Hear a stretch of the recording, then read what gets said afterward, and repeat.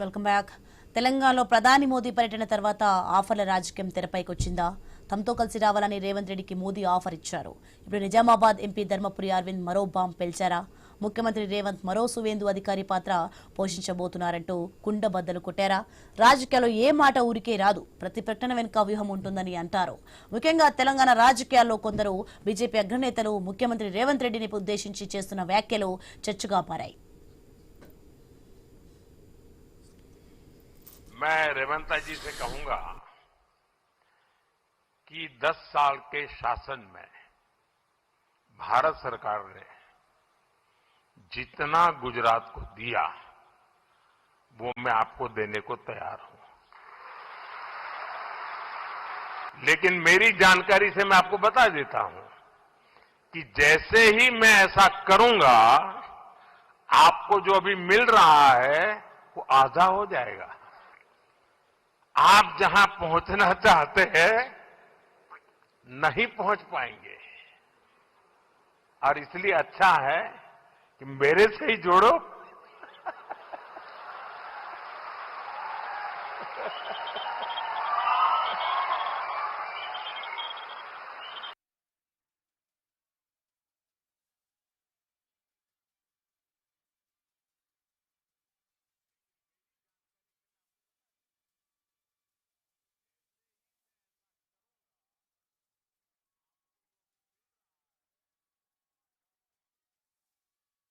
మోదీ రేవంత్ రెడ్డికి ఇచ్చిన ఆఫర్ దగ్గర నుంచి ఎంపీ ధర్మపురి అరవింద్ చేసిన సువేందు అధికారి కామెంట్ల వరకు మొత్తం వ్యవహారం వెనుక రాజకీయ మర్మం, వ్యూహాలు ఏంటనేది పొలిటికల్ సర్కిల్లో హాట్ టాపిక్ అయ్యాయి. పశ్చిమ బెంగాల్ రాజకీయాల్లో సువేందు అధికారిది అత్యంత కీలకమైన పాత్ర. ఒకప్పుడు మమతా బెనర్జీకి అత్యంత నమ్మకస్తుడిగా ఉంటూ తర్వాత బీజేపీలోకి చేరి మమతపైనే నందిగ్రామ్లో విజయం సాధించి కమలం పార్టీని బలమైన శక్తిగా నిలబెట్టారు. సీఎం అయ్యారు. ధర్మపురి అరవింద్ రేవంత్ రెడ్డిని సువేందు అధికారితో పోల్చడం వెనుక మైండ్ గేమ్ ఏమైనా ఉందా? వ్యూహంలో భాగంగానే ఈ వ్యాఖ్యలు చేశారన్నది ఆసక్తిగా మారింది. మాట మీద నిలబడేటోన్న ముఖ్యమంత్రి చేసుకునేది ఉండే 2029 కాంగ్రెస్ ల చరిత్రలో ఎన్నడూ లేనంత అధ్వానంగా ఓడిపోతుంది ఇక్కడ తెలంగాణలో. 1985 చాలా అధ్వానంగా ఓడిపోయారు. 1994 ఇంకా అధ్వానంగా ఓడిపోయారు. 2028-29 రేవంత్ నాయకత్వంలో కాంగ్రెస్ పార్టీ చాలా అధ్వానంగా ఓడిపోతుంది. కానీ మన మోడీ గారు ఒకటి మెరిసే జుడిజావని మరి ఏమన్నా ఉందో నాకైతే తెలియదు. చాలా చిన్న కార్యకర్తని బీజేపీలో ఏమన్నా లింక్ ఉందేమో మరి నాకైతే తెలియదు. అట్లాంటిది ఏమైనా ఉందా? సువేందు అధికారి అందుకే చెప్పిన కాంగ్రెస్ వాళ్ళకి సలహా, మా నాయన చాలా సేవ చేసి ఈ పార్టీకి. జెన్యున్ గా కోమటిరెడ్డి వెంకటరెడ్డి లాంటి వాళ్ళు, శ్రీధర్ బాబు లాంటి వాళ్ళు మాట మీద ఉండి జీవితాంతం కాంగ్రెస్ పార్టీలో ఉండి గసంటోళ్ళని చేసుకున్నా సరే, ఈయనకి ఏదో పడేస్తే అయిపో మంత్రి పదవి.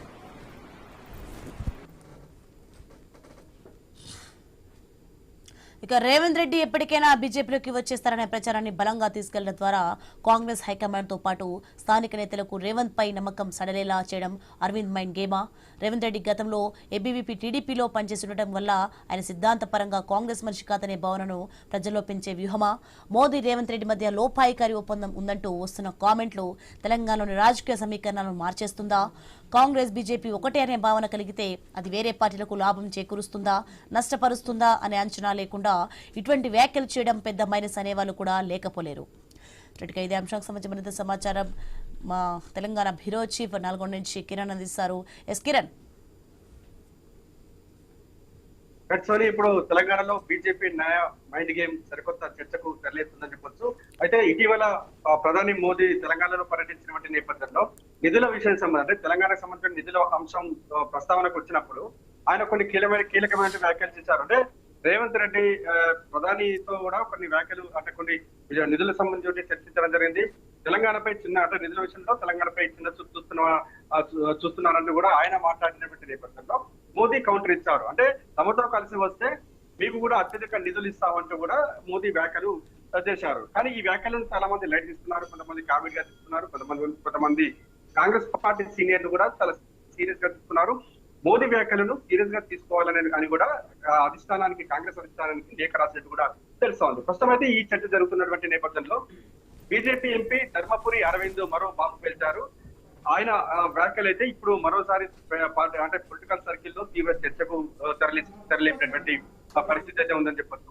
మీడియా సమావేశంలో ధర్మపురి అరవింద్ మాట్లాడుతూ మోదీకి అదేవిధంగా రేవంత్ మధ్య లోపాయికారి ఒప్పందం ఉండొచ్చు అనేటువంటి సంకేతాన్ని ఆయన లేవనెత్తడం జరిగింది. మరోవైపు రేవంత్ రెడ్డి సువేందు అధికారి పాత్ర పోషించే అవకాశం ఉంది అనేటువంటి ఒక బాంబు కూడా పేల్చారు. అయితే సువేంద్ర అధికారి తృణమూల్ కాంగ్రెస్ పార్టీలో చాలా కీలక నేతగా పనిచేశారు. తృణమూల్ కాంగ్రెస్ పార్టీకి హ్యాండ్ ఇచ్చి బీజేపీలోకి చేరారు, ముఖ్యమంత్రి అయ్యారు.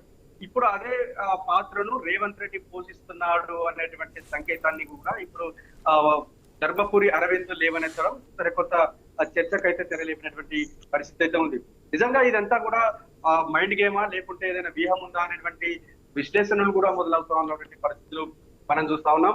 ముఖ్యంగా కేంద్ర ప్రభుత్వ నిధులతో ఇక్కడ అభివృద్ధి జరిగినప్పుడు కేంద్ర ప్రభుత్వ సంక్షేమ పథకాలు అమలవుతున్నటువంటి నేపథ్యంలో ఇటు రేవంత్ అదేవిధంగా మోదీ సఖ్యత వల్లనే ఇదంతా జరిగిందనేటువంటి ఇటు సంకేతాన్ని బీజేపీ తమ క్రెడిట్ గా చెప్పుకునేటువంటి అవకాశాలు కూడా ఉన్నాయని కూడా కొందరు అయితే రాజకీయ విశ్లేషకులు భావిస్తున్నారు. ముఖ్యంగా బీజేపీ ప్రతి మాట వెనుక మర్మం ఉందనేటువంటి విషయాన్ని కూడా మనకు తెల్లమవుతున్నటువంటి పరిస్థితులు అయితే ఉన్నాయని చెప్పొచ్చు. ఎందుకంటే సువేందు అధికారి అంటే రేవంత్ రెడ్డి సువేందు అధికారి పాత్ర పోషిస్తున్నాడు అనే ఈ ఒక్క కామెంట్ ఏదైతే ఉందో కాంగ్రెస్ పార్టీలో ఒక ప్రకంపనలు సృష్టించేటువంటి అవకాశాలు ఉన్నాయి. ఎందుకంటే ఇప్పటికే ముఖ్యమంత్రి రేసులో ఉత్తమ్ కుమార్ రెడ్డి, కోమటిరెడ్డి వెంకరెడ్డి, బట్టి విక్రమార్క వీళ్ళందరూ కాంగ్రెస్ పార్టీలో పనిచేసిన వాళ్ళు, కాంగ్రెస్ పార్టీ జెండా మోసిన వాళ్ళు, కాంగ్రెస్ పార్టీ సీనియర్ నేతలు. కానీ రేవంత్ రెడ్డి టీడీపీలో పనిచేశారు, వాళ్ళు గతంలో ఏబీపీలో పనిచేసిన వాళ్ళు చరిత్ర ఆయనది. కానీ ఆయన కాంగ్రెస్ పార్టీ నాయకుడు కాదు. కాంగ్రెస్ పార్టీలోకి వచ్చి కాంగ్రెస్ ప్రభుత్వంలో ముఖ్యమంత్రి అయినటువంటి వ్యక్తి. కానీ ఈ వ్యాఖ్యలు మొత్తం కూడా చూసుకున్నట్లయితే కాంగ్రెస్ పార్టీని డ్యామేజ్ చేయడం కోసమే ఇటు బీజేపీ అగ్రనేతలు మైండ్ గేమ్ తెరలేపారని కూడా మనకు స్పష్టంగా తెలుస్తా ఉంది. వారి వ్యాఖ్యల వెనక ఇదే మతలబు ఉందనేటువంటి విషయాన్ని కూడా రాజకీయ విశ్లేషకులు కూడా చర్చలు కూడా చేస్తా ఉన్నటువంటి పరిస్థితులు అయితే కనబడతాం. Right, thanks for information Kiran.